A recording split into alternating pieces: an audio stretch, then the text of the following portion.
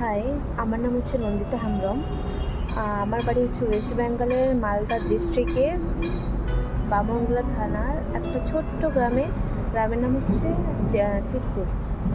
5 বছর হলো আমি ব্যাঙ্গালোরে থাকছি।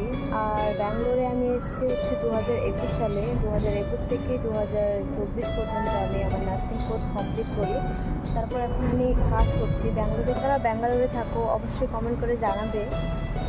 আর ব্যাঙ্গালোর ওয়েদারটা তো ভীষণই ভালো, তো এখান থেকে আমার যেতে মন করে না ওয়েস্ট বেঙ্গলে তো এখন প্রচণ্ড গরম, মানে ওখানে ঠান্ডা দিনে এত ঠান্ডা আর গরম দিনে এত গরম যে ওখানে থাকা অসম্ভব হয়ে যায়। তাই আমার ব্যাঙ্গালোরের ওয়েদারটাই খুবই ভালো লাগে। দেখো ওয়েদারটা কী ভালো, এখানে না গরম না শীত, নাতিশীতোষ্ণ আবহাওয়া। তো এখানে আমার খুবই খুবই খুবই ভালো লাগে।